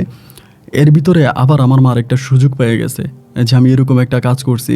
তখন আমার মা আবার মানুষের কাছে বলে বলে বেড়াচ্ছে, আমি বলেছিলাম না আরিফুল ছেলেটা ভালো না, ওর চরিত্রের সমস্যা আছে, ও খারাপ, তোমরা তো কেউ আমার কথা বিশ্বাস করো নাই। এখন দেখো নিজের মানে এরকম একটা পাগল অন্ধ মেয়েরে যাইয়া ঘরের মধ্যে আকাম করার জন্য ধরছে। বাইদা রাখে সকাল পর্যন্ত আমারে, এবং ওইখানে বাইদা রাখার পরে আমার আব্বারে খবর দেয়। আমার আব্বা এই কথা শুনে আব্বা হার্ট অ্যাটাক করে, মানে ঘরের মধ্যে আব্বা হার্ট স্ট্রোক করে। আব্বারে তখন ডাক্তারের কাছে নিয়ে আসে যে আমার আব্বা কথা হলো যে আমি একজন সম্মানিত মাস্টার ছিলাম, এমনিতেই তো আমার আব্বা আগ থেকে অসুস্থ, এর উপরে হঠাৎ করে যখন এটা শুনতে পাইছে আব্বা হার্ট অ্যাটাক করছে। আব্বাকে হসপিটালে নিয়ে গেল এবং এলাকার ছেলেফেলেরা আমার মারতেছে। মারতে মারতে একজন হঠাৎ করে 11টা বাজে বলতেছে, মাইরা লাভ কি, ও যেহেতু মেয়েটার সাথে রাতের বেলা এসে খারাপ কাজ করছে, এই মেয়েটার কাছে ওর বিয়ে দিয়ে দাও, মানে এই মেয়েটাকেও বিয়ে করো, হঠাৎ করে একজনে বলতেছে। এবং এটা বলার পরে আমার মুখে একটু হঠাৎ করে হাসি আসলো। মানে আমার কাছে হঠাৎ মনে হলো যে মেয়েটা তো দিনদার, 5 ওয়াক্ত নামাজি ফারাজগার একটা মেয়ে, এবং অন্ধ, চোখে দেখতে পারে না, তার উপরে আবার এতিম। এই মেয়েটা যদি এভাবে থাকে, হয়তো তার মা তাকে নির্যাতন করতে করতে একটা সময় মেরেই ফেলবে, একটা সময় হয়তো মেয়েটা মারাই যাবে। তো এই মেয়েটা যদি আমি বিয়ে করি বা মেয়েটার সাথে যদি আমার বিয়ে হয়, তাহলে এটা তো মন্দ না, এটা তো আরও ভালো আমার জন্য। আমি একটা অন্ধ মেয়েকে বিয়ে করে তাকে একটা নতুন ভবিষ্যৎ দিব, এটা তো আমার জন্য অনেক বড় পাওয়া। আমি তখন একজনকে বললাম, আমারই ঠিক আছে, এইভাবে যেহেতু আপনারা বলতেছেন আমি মেয়েটার সাথে অবৈধ সম্পর্ক করার জন্য রাতের বেলায় তার ঘরে ঢুকছি, তো ঠিক আছে, আমার মাইরেন না, আপনারা এই মেয়েটার সাথে আমাকে বিয়ে করাই দেন। সবাই বলে, তুই বিয়ে করার জন্য রাজি আছিস তো? আমি বললাম, আমি রাজি আছি। এবং সেদিনই দুপুরবেলা তারা তখন আমাকে বললো, যাও পুষ্করিণীতে যা ডুব দিয়ে আয়। আমি পুষ্করিণীতে গেলাম, ডুব দিলাম, খুব অলৌকিকভাবে, রহস্যজনকভাবে এই পাগল মেয়েটার সাথে আমাকে বিয়ে দিয়ে দিল। সন্ধ্যার মধ্যে আমি আমার নতুন বৌনিয়া ঘরে আসলাম। নতুন বৌনিয়া ঘরে আসার পরে আর কেউ আসে না, আমাদের গ্রামের কোনো মানুষ আমার সাথে আসে নাই। আমার ওই দাদি রাতের বেলা আমার ঘরে আসছে, আমার ওই অসুস্থ দাদি আইসা বলতেছে যে তোর বউরে আমি দেখতে আসছি। এবং আমার 2টা রুম ছিল, একটা রুমে আমি আমার বউ মাজেদাকে নিয়ে বাসরঘর করি এবং অন্য রুমে আমার দাদি বসে থাকে। রাতের বেলায় মাজেদার সাথে আমি কথা বলি, আমি বলি, মাজেদা এই ঘটনাগুলো। ও তখন চিৎকার করে কাঁদে, সারাটা বাসর রাত আমাদের কান্নাকাটি করতে করতে কাটে। ও আমাকে বলে, আমার মা আমাকে যে কষ্ট দিয়েছে, আমি আমার সৎ মায়ের কাছে যে কষ্ট পেয়েছি, এটা কখনো আমি বলে বোঝাতে পারবো না। পৃথিবীর কারো কাছে আমি এটা বলে শেষ করতে পারবো না। আমার কলিজাটাকে অঙ্গার করে দিয়েছে। আমার নামে কত বদনাম, কত অপমান, কত অপদস্থ, কত কিছু যে আমার নামে করেছে, তার কোনো ঠিক নাই।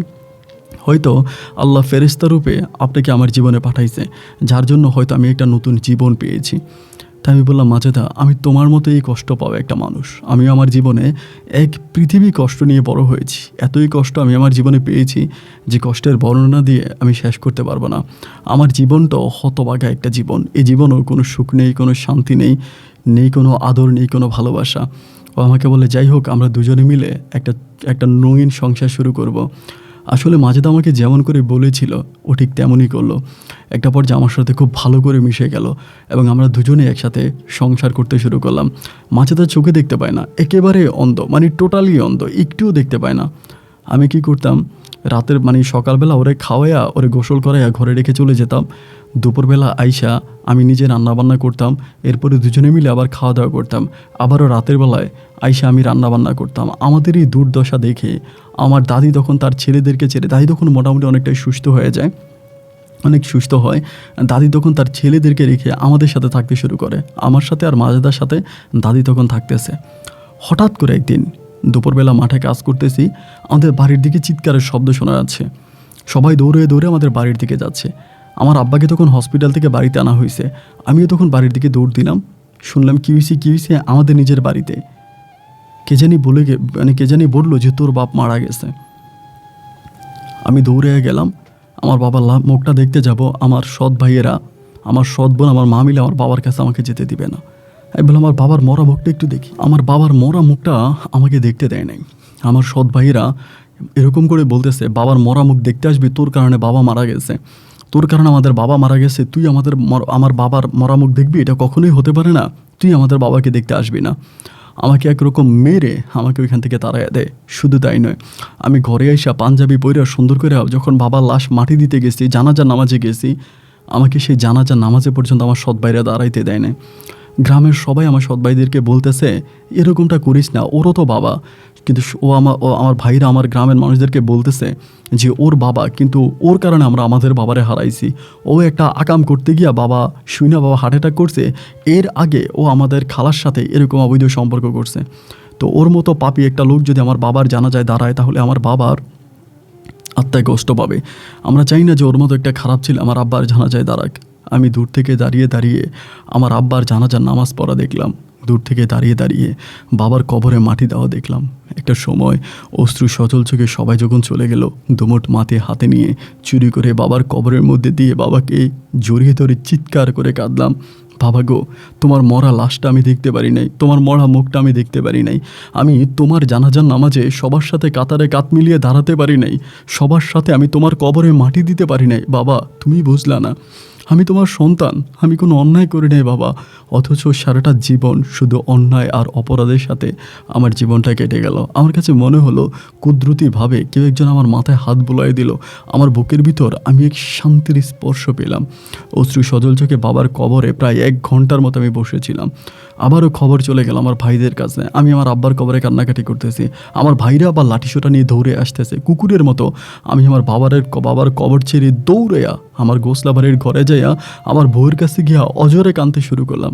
আমার বউ আমার মাথায় হাত বুলাই দিয়া বলল, তুমি দেখো, আল্লাহ একদিন আমাদেরকে অনেক ভালো জায়গায় নিয়ে যাবে, আমরা একদিন অনেক ভালো হব, আমাদের সব কষ্ট রাব্বুল আলামিন মহান আল্লাহ তাআলা একদিন মুছে দিবে।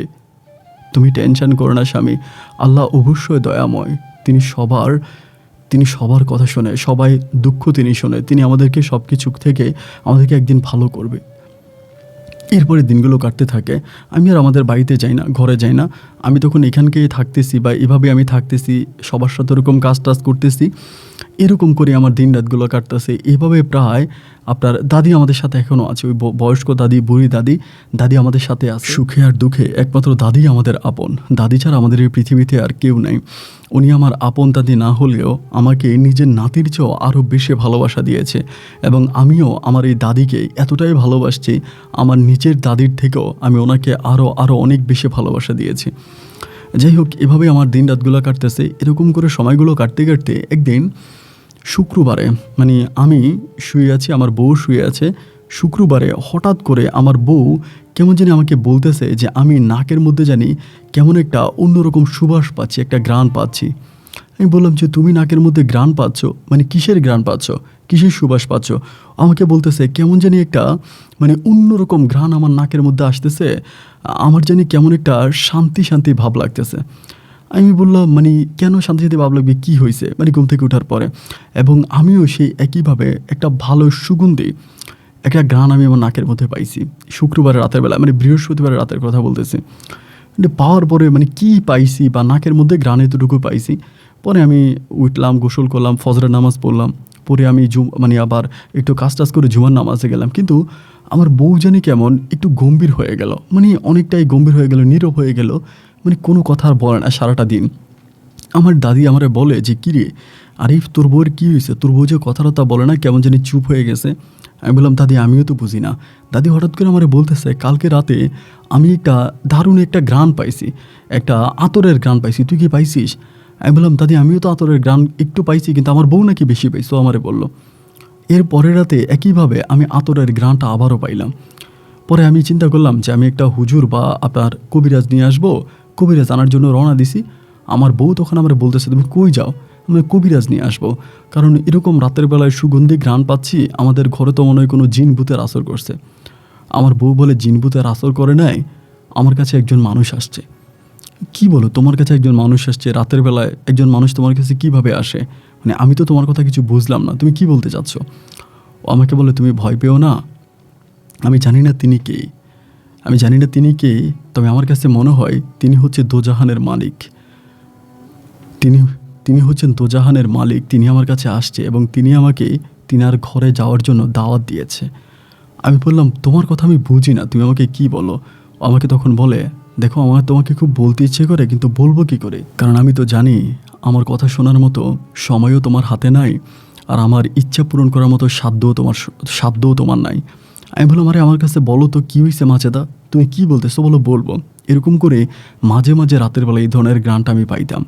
তো আমি বললাম যে মাজেদা কী হয়েছে, মানে রাত্রের বেলা এরকম গ্রান পাচ্ছি, আমি কোনো কবিরাজের কাছে যেতে যাচ্ছি, তুমি সেটাও বলো না, আর তুমি আমাকে বলো কোনো একজন মানুষ বা কোনো একজন লোক তোমার কাছে আসছে, তোমাকে দাওয়াত দিয়েছে তার ঘরে যাওয়ার জন্য। এইসব কি, মানে আমি বুঝি না। আমার দাদি সহ ছিল ওই সময়, আমার দাদি সহ আমার পাশে আছে। পরে আমারে বলতেছে যে আমি যদি তোমার কাছে একটা অনুরোধ করি তুমি কি রাখবা? আমি বললাম, কিসের অনুরোধ? আমাকে বলে, তুমি কি আমাকে আল্লাহর কাবাঘরটা দেখে আনবা? আমি বললাম, তুমি তো অন্ধ চোখেই দেখতে পাও না, তুমি কাবাঘর দেখবা কেমনে? ও আমারে বলে, আমার খুব ইচ্ছা আমি আল্লাহর পবিত্র কাবাঘরটা হাতে স্পর্শ করব। আল্লাহর পবিত্র কাবাঘরটা আমি আমার নিজ হাতে স্পর্শ করব, তুমি কি আমাকে একটু নিয়ে যাবা? আমি বললাম, মাজেদা এটা কী ধরনের কথা? মানে তুমি কাবাগরে কেন যাবা? বা তুমি তো জানোই আমার সামর্থ্য নাই। ও আমাকে বলে, তোমার বাবা না তোমাকে 2 ঘন্টা জমি দিছে, এটার কিছু একটা করে আমাকে একটু কাবাগরে নিয়ে যাও না। আমি বললাম, এটা কী করে হয়? এবং ও আমাকে প্রতিনিয়ত কাবাগরে যাওয়ার কথা বলতেছে। কাবাগরে যাবে, ও কাবাগর দেখবে, মানে এমনভাবে আমাকে বলতেছে এবং প্রতিটা দিনে আমাকে এটা নিয়ে বলতেছে আমি কাবাগরে যাব, আমি কাবাগরে স্পর্শ করব, আমি কাবাগরে হাত দিব, আমি যাব। মানে ও খুবভাবে শুরু করছে। দাদিও তখন আমারে বলতেছে, নিয়ে জানা। আমি বলি, দাদি কীভাবে নিয়ে যাবো, আমার তো সামর্থ্য নাই। দাদিও বলতেছে, তোর বউটা এরকম করে। অ্যান্ড এরকম করতে করতে মানে দেখলাম যে সে মানে এটা বলতে বলতে মুখে ফেনা তুলে ফেলতেছে। আমি আর মানসিকভাবে কোনো শান্তি পাচ্ছি না। ঘরে গেলেই একটা কথা, আমাকে তুমি কাবা ঘরে নিয়ে যাও না, আমি কাবা ঘরটা একটু নিজ হাতে ধরতে চাই, কাবার মাটিতে আমি একটু হাঁটতে চাই। মানে এরকম করে করেও আমাকে প্রতিনিয়ত বলে যাচ্ছে। কিন্তু আমার তো আর সেই সামর্থ্য নাই যে আমি ওকে কাবা ঘরে নিয়ে যাবো, কাবা ঘর দেখে আনবো। এরকম করতে করতে একদিন মাঠে কাজ করতেছি। মাঠে কাজ করা অবস্থায় এক লোক আমাদের গ্রামেরই, সে হঠাৎ করে ঢাকায় যাচ্ছে এবং হাজিরি বেশে, মানে একদম হজ করার মতো করে হাজিরি বেশে ঢাকায় যাচ্ছে। তাই আমি ওনারে বললাম যে, ভাই হাজিরি বেশে কই যান? পরে ঢাকায় যাব। তাই আমি বললাম, মনে হয় হজ করতে যাবে। এই লোকটা যেহেতু হজ করতে যাচ্ছে, হজে যেতে আসলে কত টাকা খরচ হয় আমি এই লোকটার সাথে একটু আলোচনা করব এবং তার সাথে আলোচনা করে দেন আমি আমার বউকে পাঠাবো। ওরকম একটা পরিকল্পনা আমার মাথায় আসছে। আমি ওনারে বললাম যে, আপনি যে হজে যাচ্ছেন কী পরিমাণের টাকা খরচ হবে? উনি বলে, বেশি না, অল্প কিছু টাকা, হয়তো 1,000-2,000 বা খুব বেশি হলে 3,000। কী বলেন, 3,000 টাকা দিয়ে আপনি হজ করতে যাচ্ছেন? এইটা কীভাবে সম্ভব? উনি বলে, হ্যাঁ হজ করতে যাচ্ছি, 3,000 টাকা দিয়েই যাচ্ছি। আমি বললাম, আসলে আমি আপনার কথাটা বুঝলাম না, যদি আমার একটু বুঝিয়ে বলতেন। উনি বলে যে ঢাকাতে ঢাকার দোহার বলে ওখানে নাকি একটা মাজার আছে। ওই মাজারের এই লোকটা নাকি মুরিদ হয়েছে, মানে মাজারের মুরিদ। এই মাজারের ভিতরে নাকি ওই মাজারের লোকজনেরা মিলে বা ওই মাজারের তাদের ওই বড় পীরের মাধ্যমে তারা নাকি একটা কাবাঘর নির্মাণ করেছে এবং ওই কাবা ঘরটা নাকি সম্পূর্ণ আপনার ইয়ের মতো, মানে ওই কাবা ঘরের মতোই। এবং উনি আমাকে বললো যে 14 দিন নাকি 13 দিন নাকি 14 দিন পরে তাদের ওই কাবাঘরের তারা শুরু করবে, মানে তপ করা শুরু করবে এবং তারা ওইটাতে করবে, এটা বলতেছে। বলার পরে আমার তখন হঠাৎ করে মনে হলো, আমি তো আমার বউকে সৌদি আরবে নিয়ে কাবাঘর দেখানোর সামর্থ্য নাই বা কাবাঘর স্পর্শ করার সামর্থ্য নাই, আমি আমার বউকে এই জায়গায় নিয়ে যাব। কিন্তু এখন যদি আমি আমার বউকে বলে যে আমি ঢাকার দোহার কাবাঘরে আমার বউকে নিয়ে যাব, আমার বউ তো যেতে চাইবে না। বা ও আমার তো বলছে বারবার আমি সৌদি আরবে কাবাঘরে যাব, এখানে তো মানবে না। তাহলে আমি কী করলাম, মানে কাজটা শেষ করে ঘরে আসলাম। আসার পরে চিন্তা করতেছি কী করা যায়, কীভাবে কী করা যায়। আমি আবার এই লোকের ফোন নাম্বারটাও রেখে দিয়েছি, যে লোকটা গিয়েছে ওনার মোবাইল নাম্বার রেখে দিয়েছি। পরে চিন্তা করলাম যে কী করা যায়। একটা পর্যায়ে ভাবলাম যে না, ও যেহেতু এরকম করে বলতেছে, আমি ওর ওইখানে নিয়ে যাব, ওই কাবাঘরটাতে নিয়ে যাব, ওই কাবাঘরটা আমি ওকে দেখায় আনবো। তো আমি ওই কাবাঘর, আমার বউ কিন্তু খুবই সহজ সরল, মানে এতটাই বোকা। সৌদি আরব কত দূরে, সৌদি আরব যেতে কত সময় লাগে বা সৌদি আরব কোথায়, এগুলো কিছুই জানে না, বা কীভাবে যেতে এগুলো কোনো কিছুই জানে না। পরে ও তো অন্ধই। আমি হঠাৎ করে একদিন আমার দাদিরে বলতেছে, দাদি আমি এই মাঝেদারে কাবাঘরে নিয়ে যাব। আমার দাদি আমারে বলে, তুই কী বলিস, তো মাঝেদারে কাবাঘরে নিয়ে যাবি, টাকা পাইছস? আমি বললাম, টাকা পাইছি, এক জায়গা থেকে নিয়ে যাবো। এই কথা শুনে তো আমার বউ মহা খুশি, মানে ও খুশিতে আত্মহারা হয়ে গেছে যে আমি ওরে আল্লাহর কাবাঘর দেখাইতে নিয়ে যাবো। ও মহা খুশি। আমি দাদিরে বললাম যে, দাদি আমরা আগামী দিনের পরের দিন রওনা দিব, আগামী পরশু দিন রওনা দিব, এই তুমি সব কিছু ঠিকঠাক করো। দাদিও তো অবাক হয়ে গেল যে এত টাকা কোথায় পেলাম, টিকিট কেমনে কাটলাম। দাদি তো মোটামুটি কিছু রইলেও বুঝতো। আমি দাদিরে কোনো কিছু বললাম না, মাঝেদারে নিয়ে রওনা দিলাম, বোরকা পরে রওনা দিয়ে আমি তখন ভাবলাম যে কীভাবে যাওয়া যায়। কারণ সৌদি আরব যেতে হলে বিমানে যেতে হবে, এটা তো অ্যাটলিস্ট মাজেদা জানে যে বিমানে করে যাওয়া লাগে। আমি তখন ওই গোপনে এর আগে আমাদের এলাকার একজন ট্রাভেল এজেন্সি লোকের সাথে কথা বলে 2টা আপনার চট্টগ্রাম থেকে ঢাকার বিমানের টিকিট কেটে রাখছি। তো আমার কাছে যেই টাকাগুলো ছিল আর কি, মোটামুটি ওই টাকাগুলো দিয়ে 2টা বিমানের টিকিট কেটে রাখছি, যে ওরে আমি সৌদি আরবের কথা বলে ঢাকায় নিয়ে ওই দোহারের ওখানে আমি হজ করাই নিয়ে আসবো। মানে এই প্ল্যানিং অনুযায়ী আমি ওরে বিমানের মধ্যে উঠাইলাম চট্টগ্রাম বিমানবন্দরে। আমি বললাম, বিমানে উঠতেছি, আমরা হজ করতে যাব। তো ও তো মহা খুশি, খুবই আনন্দিত।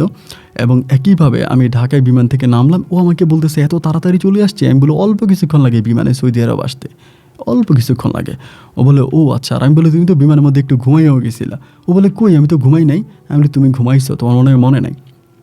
ওইখানে গেলাম এবং যাওয়ার পরে দুজনে মিলা ওই দোহারে গেলাম। দোহারে যাওয়ার পর মাজারের মধ্যে ঢুকলাম। ঢুকার পরে আবার গাড়ি দিয়ে যাচ্ছি যে ওর কানের মধ্যে আমি হাত দিয়ে রাখতেছি, সিএনজি দিয়ে যাচ্ছে, তো বাইরের শব্দ খুব বেশি না পায় বা লোকের টিয়া না শোনে, আমি ওর কানের মধ্যে আপনার হেডফোন দিয়া কোরআন তালাওয়াত চালায় রাখতাম যে তুমি কোরআন তালাওয়াত শোনো, বাইরের এরকম মোবাইলে কোরআন তালাওয়াত চালাই দিয়া ওরে আমি ওই ঢাকার দোহারের ওখানে মাজারে ওরা বানানো ওই কাবাঘরে নিয়ে গেছি। নিয়ে যাওয়ার পরে ওইখানকার ভিতরটা একেবারে সৌদি আরবের মতো, সৌদি আরবের কাবাঘর যেরকম ওরা ওরকমভাবে একটা কাবাঘর বানিয়েছে এবং সেখানে তারা চারপাশে তওয়াফ করে এবং ঠিক যেভাবে হজ পালন করা হয় একইভাবে তারা ওইভাবে হজ পালন করে। আমিও আমার বউকে নিয়ে প্রায় 4 দিনের মতো ওখানে ছিলাম। 4-5 দিনের মতো থেকে পুরোপুরিভাবে ওখানে হজটা আমি আমার বউকে করাইলাম এবং আমার বউ কাবাঘরে হাত পর্যন্ত দিল, মানে কাবাঘরে হাত দিল, হাত দেওয়া পর্যন্ত ও কাবাঘরে স্পর্শ করলো।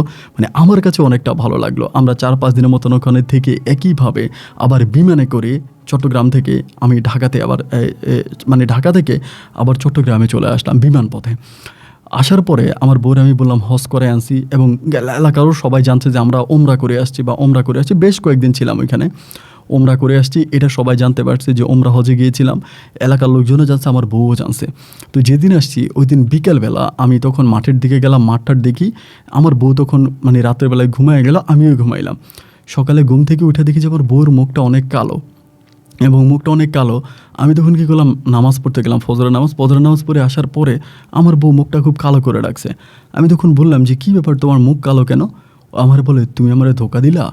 আমি বললাম আমি তোমারে ধোকা দিব মানে কেন ধোকা দিব? আমি তো তোমার ধোকা দিলাম না।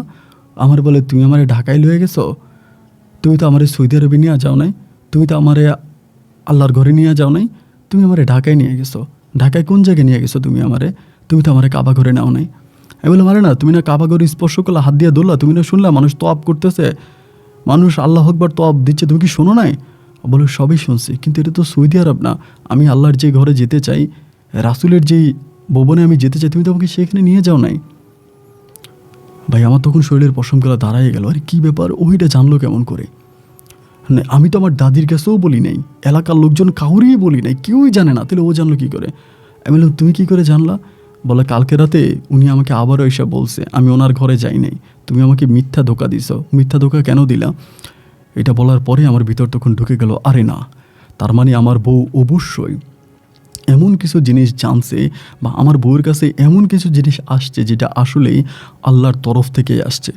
এটা অবশ্যই আল্লাহর তরফ থেকে আসছে, এটা আল্লাহ কর্তৃক। তা না হলে যেটা এই এলাকার কোনো মানুষ জানলো না, কোনো লোক জানলো না, আমি কাউকে জানাইলাম না, আমার বউ এটা জানলো কেমন করে যে আমি তারে ঢাকায় নিয়ে হজ করে আনছি, আমি তারে সৌদি আরবে নিয়ে চাই নাই? আমার ভিতর তখন নাড়া দিল যে না, যত যাই হোক আমি আমার বউকে হজে নিয়ে যাব, আমার বউকে আমি হজ পালন করিয়ে ছাড়বো। এরপরে আমি চিন্তা করলাম আমার যে 2 ঘন্টা জমি আছে, আমার বাড়ির ভিটা আছে, আমি সব বিক্রি করে দিব। বিক্রি করে দিয়ে যে টাকা হবে সেই টাকা দিয়ে আমি আমার বউকে হজে নিয়ে যাব। এও আমি শুনেছিলাম যোগাযোগ করে যে আমার বউকে আমি একা হজে পাঠাতে পারবো না, গেলে আমাকেও যেতে হবে, যেহেতু ও অন্ধ। তো আমি তখন চিন্তা করলাম আমরা দুজনেই হজে যাব, আর কোনো কিছুই রাখবো না। যেহেতু আমার বউ এইটা বলতে পারছে, তার মানে অবশ্যই এটা একটা আল্লাহর কুদরতি খেলা, এটা একটা আল্লাহর কুদরতি রহমত। এখানে একটা মানে অন্য কিছু একটা ঘটবে বা অন্য কিছু যেই ওর কাছে আসতেছে রাতের বেলা বা ওকে যেগুলো বলতেছে সে অবশ্যই আল্লাহ কর্তৃক, এটা আমার কাছে মনে হলো। হওয়ার পরে তখন আমার 2 ঘন্টা জমি বিক্রির প্রিপারেশন নিতেছি যে আমার 2 ঘন্টা জমি আমি বিক্রি করব এবং 2 ঘন্টা জমি বিক্রি করে আমি আমার বউকে নিয়ে আমি হজে যাব, আমার বাড়ির জমিটাও বিক্রি করব। এবং যখনই আমি এই জমিগুলো কাগজপত্র ঘাটাঘাটি করতে গেলাম, দলিলপত্র ঘাটাঘাটি করতে গেলাম, আমি তখনই বুঝতে পারলাম যে আমার এই জমিগুলো আমার বাবার কাছ থেকে, আমার বাবার টোটাল সয় সম্পত্তিগুলো আমার সৎ মা সব দলিলপত্র করে নিয়ে গেছে বাবা অসুস্থ থাকা অবস্থায়। বাবার হাতের টিপ নিয়ে, সিগনেচার নিয়ে একদম সব কিছু তারা নিয়ে নিছে। তার মানে আমি যে জায়গাটা আছি ওই জায়গাটা আমার ভাইদের, আমার মায়ের, এবং যে জমিতে আমি চাষাবাদ করতেছি এগুলো আমার ভাইদের। এবার আমি আস্তে আস্তে লোকের সাথে আলোচনা করতে শুরু করলাম যে এই ঘটনা, সবাই মিলে বলতেছে যে আমার বাবা নাকি ওদেরকে দিয়ে গেছে, আমাকে দেয় নাই, মানে আমার উপর রাগ করে আমারে দেয় না। আমি তখন মেম্বার কাকারে ধরলাম যে কাকা আপনি তো জানেন। উনি আমার বলে যে না, আমি তো জানতাম তোর বাবা তোরে দিয়ে গেছে, কিন্তু এখন তো দেখি দলিলপত্রে সব উল্টা, তোর বাবা তো তোকে আসলে মিথ্যা কথা বলছে, সে তো তব সবগুলো তার ওই তোর ভাই বোনদেরকে দিয়ে দিছে। আমি আমার বউকে কেমন করে হজে নিব? ঘরের মধ্যে তখন আমি কান্নাকাটি করতেছি। আমি আমার বউকে হজে নেওয়ার জন্য তখন পাগল হয়ে গেছি। এলাকার লোকজনের কাছে সাহায্য সহযোগিতা চাচ্ছি যে আমার বউকে আমি হজে নিয়ে যাব। কেউ আমাকে একটা টাকাও সাহায্য করে না। সবাই বলে আমি নাকি আমার বউ মাজেদার সাথে অবৈধ কাজ করতে গিয়ে ধরা খাইছি, এবং ধরা খাওয়ার পরে আমার সাথে মাজেদার বিয়ে হয়েছে। তো এরপরে কিছুদিন আগে আমরা হজ করে আসছি, এটাও মানুষকে আমরা ধোকা দিছি, অনেকে বিশ্বাস করছে অনেকে করে নাই। এখন আমরা আবার হজে যাব, মানে মানুষের কাছ থেকে টাকা ধান্দা করব, টাকা ধান্দা করে নিয়ে যাব, এটাই সবাই মনে করে। এবং এটা মনে করে কেউ আর আমাদেরকে কোনো টাকা পয়সা দেয় না, কারো কাছে কোনো টাকা পয়সা পাই না। মাছেদাও কান্নাকাটি করে, আমিও কান্নাকাটি করি। মুহূর্তের মধ্যে হঠাৎ করে দাদি বলে উঠলো যে আমার যেটুকুন সম্পদ আছে আমি এইটুকুন সম্পদ বিক্রি করে তোরে দিব, তুই তোর বউরে নিয়ে হজে যা। আমি বললাম না দাদি, এটা হতে পারে না, তুমি তোমার সম্পদ বিক্রি করে আমারে দিবা, এটা তুমি কেমনে বলতেছো যে না এটা হতে পারে না। দাদি আমার বলে যে না, তুই তো আমার নাতি, আমি তোরে দিব, আমি আমার ছেলেদেরকে দিব না, কারণ ছেলেরা আমার মুখে ভাত দেয় নাই, আমি অসুস্থ হয়েছি তারা আমার ওষুধ ভরেই খাওয়াই নাই, তুই আমার নাতি, তোরে আমি বিক্রি করে দেবো, তুই তোর বউ নিয়ে হজে যা। আমি বললাম দাদি এটা তুমি কি কি বলতেছো? আমার দাদি তখন তার স্বামীর কাছে পাওয়ার সম্পত্তিটুকুন বিক্রি করে দিল। বিক্রি করে দিয়ে আমার হাতে আর মাজেদার হাতে কিছু টাকা উঠিয়ে দিল। কিন্তু সেই টাকা দিয়ে আসলে আমরা দুজনে হজ করতে যেতে পারবো না। আমাদের আরও প্রায় 3 থেকে 3.5 লক্ষ টাকার মতো শর্ট আছে। এই 3 লাখ 3.5 লাখ টাকার জন্য আমি তখন পাগল হয়ে গেলাম যে টাকা কোথায় পাই। আমি আবার সুদের উপরে টাকা নিলে তো হবে না, কারণ টাকা নিলে হালালভাবেই টাকা নিতে হবে। যেহেতু আমি আমার বউ নিয়ে হজ করতে যাব, এটা হালাল টাকা হতে হবে। আমি হালাল টাকা কোথাও খুঁজে পাচ্ছি না, কোনো জায়গায় পাচ্ছি না। হঠাৎ করে আমাদের এলাকার একজন ডাক্তার আছে, ওনার সাথে আমার একটা ভালো সম্পর্ক, তিনি চট্টগ্রাম মেডিকেলে উনি থাকে। তো ওনারে আমার কাছে কেন জানি মনে হলো যে আমার তো 2টা কিডনি আছে, 2টা কিডনির তো আমার প্রয়োজন নাই, আমি একটা কিডনি বিক্রি করে দিব। এবং আমিও ডাক্তারের শরণাপন্ন হলাম যে আমি আমার একটা কিডনি বিক্রি করব, দেখেন এরকম কারো কিডনি লাগবে কিনা। উনি আমার বলে না এটা তো ঠিক না, আমি তো এইভাবে কিডনি নেই না। তা আমি খুবভাবে যখন ধরলাম, উনি বলে আচ্ছা ঠিক আছে। তার 3 দিন পরে আল্লাহর কেউ উনি হঠাৎ করে আমারে বলল যে ভাই আপনি হসপিটালে আসেন তো, আপনার কিছু টেস্ট হবে। আমি তখন চিটং মেডিকেলে গেলাম, যাওয়ার পরে আমাকে টেস্ট করা হলো, এবং টেস্ট করার পরে তিনি বলল যে একজন লোকের কিডনি লাগবে, আপনার টাকা ডিমান্ড কত? আমি বললাম 3.5 লাখ টাকা দিলেও হবে। তা আমি বললাম যে 3.5, উনি বলে 3.5 লাখ দিলে, আমি বলে 3.5 লাখ দিলে, বলো আচ্ছা ঠিক আছে। পরে ওই পার্টির সাথে কথাবার্তা বললো, বলে আমাকে একটা ডেট দিল। ওই ডেটে আমি তখন আমার বউকে বললাম আমি চট্টগ্রামে যাচ্ছি, এক জায়গায় কাজে যাবো, ওইখান থেকে হয়তো টাকা ম্যানেজ হবে, তুমি চিন্তা করো না। আমার বউকে বুঝিয়ে আমি তখন চিটং মেডিকেলে আমার কিডনিটা আমি ট্রান্সফার করি। এবং কিডনিটা ট্রান্সফার করার পরে যে লোকটা আর কি, সেই লোকটা তখন জেনে গেছে, মানে মানুষের মাধ্যমে জানতে পারছে যে আমি হজে যাওয়ার জন্য মানে টাকা পয়সা খুঁজতেছি। পরে আমাকে জিজ্ঞেস করলো যে আপনি আসলে কিডনিটা বিক্রি করলেন কেন? আমাদের ওই বাড়ির লোকটা, এলাকার লোকটা। আমি তখন বললাম যে ভাই এই ঘটনা। ওনার কাছে আমি তখন বিস্তারিত সব কিছু বললাম যে আমি আমার বউকে এরকম ঢাকায় নিয়ে হজ করে আনছি, আমার বউ এটা কীভাবে রাতের বেলায় জেনে গেছে, এখন আমার মনে ইচ্ছা জাগছে আমার বউরে আমি কাবা করে নিয়ে যাবো। লোকটাও তখন কান্না করে নিজের কাছ থেকে আরও 20,000 টাকা বাড়ায় আমাকে দিয়ে দিল, মানে ওনার তরফ থেকে। এই একটা মাত্র লোক আমাকে টাকা দিল আমাকে হজে যাওয়ার জন্য, এই ডাক্তার। আর কেউ কিন্তু আমাকে কোনো কিছু দেয় না, এলাকার মানুষ আমাকে কোনো সাহায্য করে না। আর দাদি জমি বেচে টাকা দিছে, দাদির জমি বেচা টাকা, ওনার 20,000 আর আমার কিডনি বেচা টাকা দিয়ে আমরা তখন উমরার উদ্দেশ্যে সৌদি আরবে চলে গেছি। আমি আমার বউকে নিয়ে ওমরা হজ করেছি। এই অনুভূতি আমি কখনোই বাঁকার ভাষায় প্রকাশ করতে পারবো না। ওমরায় যাওয়ার পরে আমার বউ আল্লাহর পবিত্র কাবা ঘরে যাওয়ার পরে বলতেছে আমি এখন আসছি আল্লাহর কাবা ঘরে, আমি ঘ্রাণ পাচ্ছি এটা আল্লাহর কাবা ঘর, আমি বুঝতে পারছি এটা আল্লাহর পবিত্র কাবা, আমি পবিত্র কাবা শরীফের তোয়াফ করতে পারছি, আমি জানি এটা আল্লাহর কাবা ঘর। আমার স্বামী তুমি আমাকে ধোকা দাও নাই। আমরা দুজনে মিলে ওমরা করলাম। সৌদি আরবে ওমরা সম্পূর্ণ করে সামান্য টাকার ভিতরে আমরা আবারও ফিরে আসলাম। এখানে একটা কথা বলে রাখা ভালো, অপারেশন হয়েছে এবং আমি দীর্ঘদিন যাবৎ হসপিটালে ছিলাম, এবং এরপরে আমি আমার বউকে নিয়ে ওমরার উদ্দেশ্যে যাই। এবং ওমরা শেষ করে যখন আমি বাংলাদেশে ফিরে আসি, বাংলাদেশে আসার পরে যেদিন আমি বাংলাদেশে আসি তার 2 দিন পরেই হঠাৎ করে ওই ডাক্তার, আমাদের বাড়ির ওই ডাক্তার এবং আরেকজন মানে মহিলা, মানে মেয়ে আর কি, মহিলা বলতে মেয়ে, উনি আমার কাছে আসছে। পরে আমি মহিলাটাকে দেখলাম, দেখে সালাম দিলাম। পরে ডাক্তারবাবুরে বললাম যে ডাক্তার সাহেব এটা কে? বলে এই মহিলাটা আপনার সাথে দেখা করতে আসছে, আপনি ওনার বাবার কাছে, ওনার বাবারে আপনি কিডনি দিছিলেন, উনি আপনার টাকাটা দিছিল। পরে আমি বললাম এটা 2 দিন পরে। তাই আমি বললাম যে আমার কাছে উনি এখন কেন আসছে, ওনাদের সাথে তো আমার লেনদেন শেষ। পরে লেনদেন শেষ ঠিক আছে, তো আপনার গল্পটা আমি মহিলাটাকে বললাম যে এমন এমন ঘটনা, এই মানুষগুলো এমনি এমনি আসছে এবং আপনার বাবারে কিডনি দিয়ে এই লোকটা তার বউরে হজে নিয়ে গেছে, এবং এই লোকটা তার বউটাও অন্ধ, এবং তার বউর এসে ঢাকায় এরকম দোহার একটা জায়গায় হজে নিয়ে গেছে, ওইখানে হজ করাচ্ছে, বউ না দেখেই বুঝে গেছে যে এটা সৌদি আরব না।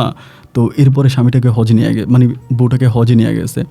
মেয়েটা আমাকে বলতেছিল, আমার তো কোনো ভাই নাই, আমি আমার বাবা মায়ের একমাত্র মেয়ে, আমি একজন অ্যাডভোকেট মানে উকিল, আমি চিটং হচ্ছে জজ কোর্টে আমি কাজ করি, সরকারি উকিল। তো আপনি যদি কিছু না মনে করেন, মানে আপনি গ্রামে না থেকে, এবং আমি এটাও শুনেছি এই যেখানে আপনি থাকতেছেন এটা আপনার ভাইরা নাকি জাল দলিল করে নিয়ে গেছে। তো আমার তো কোনো ভাই নাই, আমি আপনাকে ভাই হিসাবে নিতে চাই, কারণ আপনি আমার বাবাকে একটা নতুন জীবন দিয়েছেন। তো ভাই হিসাবে আমি আপনাকে নিতে চাই, এবং আপনি কি আমাদের সাথে থাকবেন চিটংয়ে?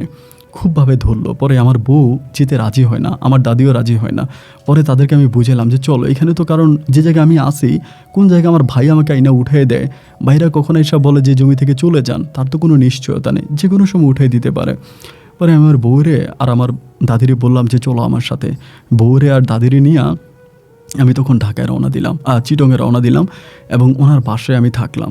এবং একটা পর্যায়ে ওনার বাবার 2টা বাড়ি, মানে ওনার যে বৃদ্ধ লোকটাকে আমি কিডনি দিয়েছি ওনার 2টা বাড়ি। এবং এই উকিল মেয়েটা আমাকে নিজের ভাই হিসাবে এমনভাবে আপন করে নিয়েছে, মানে এমনভাবে আপন করে নিয়েছে, আমি বললে আপনি বিশ্বাস করবেন কি না। আমার আল্লাহ সাক্ষী, আল্লাহ আকবার, আল্লাহ আকবার, আল্লাহ আকবার, যে উনি ওনার বাপের 2টা বাড়ি থেকে 3 তলা একটা বাড়ি সম্পূর্ণভাবে আমার নামে লিখে দিয়েছে।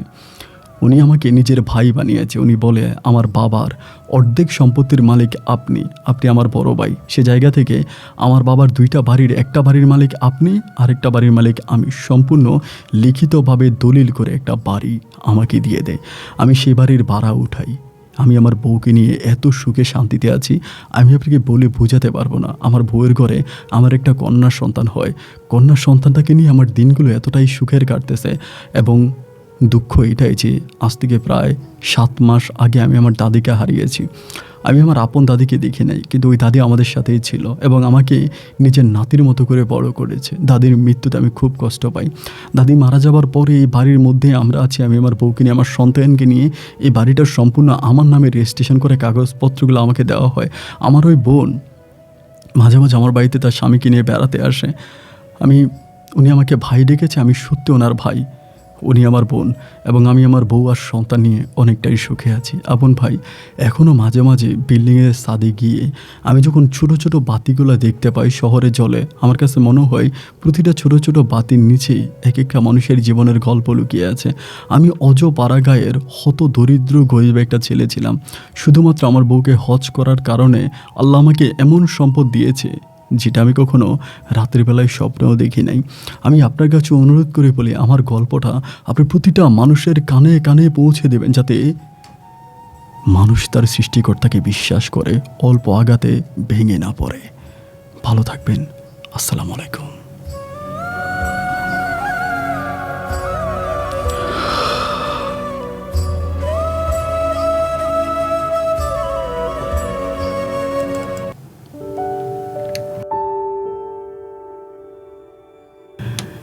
প্রিয় বন্ধুগণ, সবাইকে অনেক বেশি ধন্যবাদ এতক্ষণ পর্যন্ত চট্টগ্রামের ভাই আরিফ হোসেনের জীবনের এই বাস্তব গল্পটা শুরু থেকে শেষ পর্যন্ত আমার মুখে শোনার জন্য। বন্ধুগণ, আমার যদি ক্ষমতা থাকতো, যদি আমার সাধ্য থাকতো, আমি প্রতিটা মানুষের কানে কানে আজকে আরিফ ভাইয়ের জীবনের গল্পটা পৌঁছে দিতাম। গল্পটা লাস্টের দিকটা আরও অনেক বড় ছিল, অনেক কথাবার্তা লাস্টের দিকে ছিল। গল্পটা অনেক বেশি লম্বা হয়ে যাচ্ছিল, এবং গতকালকের গল্প প্রায় 1 ঘন্টা 10-15 মিনিটের মতো হয়েছে। এই জন্য চেষ্টা করেছি যে আজকে একটু স্কিপ করার জন্য কিছু বিষয় আমি কেটে আপনাদেরকে বুঝিয়েছি। তো আপনারা যদি না বুঝে থাকেন আপনারা কমেন্ট করবেন, আমি চেষ্টা করবো আপনাদেরকে রিপ্লাই করার জন্য। আমার সিরিয়াসলি আমি জাস্ট বুকে হাত দিয়ে বলতে পারি, এবং এটা আসলে বলার মতো না। ওনার ওয়াইফ যাকে দেখেছে, আমার কাছে ওই মানুষটাকে সাধারণ কোনো মানুষ মনে হয়নি, যার ওই মাজেদা বেগম যাকে দেখেছে। এবং সৌদি আরবে তারা ছিল, এবং যতদিন সৌদি আরবে ছিল ঠিক ততদিন প্রতি রাতে ওই মাজেদাকে উনি স্বপ্নে এসে মাজেদার সাথে দেখা করেছে এবং কথা বলেছে। আলহামদুলিল্লাহ, আমি জানি না, গল্পটা রেকর্ড করে সত্যি আমার মনটা আনন্দে ভরে গেল এবং আমি ভীষণ শান্তি পেলাম। ক্ষমতা থাকলে বললাম তো প্রতিটা মানুষের কানে কানে এই গল্পটা আমি পৌঁছে দিতাম। তো আমার যেহেতু সাধ্য নাই, আমার যেহেতু ক্ষমতা নাই যে প্রতিটা মানুষের কানে কানে গল্পটা পৌঁছে দেওয়ার, আপনাদের ক্ষমতা আছে, আপনাদের সাধ্য আছে। তাই সবাইকে হাত জোর করে অনুরোধ করছি, গল্পটা প্রতিটা মানুষের কানে কানে পৌঁছে দেন, যে মানুষগুলো অল্প আঘাতে ভেঙে যায়, একটু আঘাতেই বলে আমার জীবন শেষ হয়ে গেছে।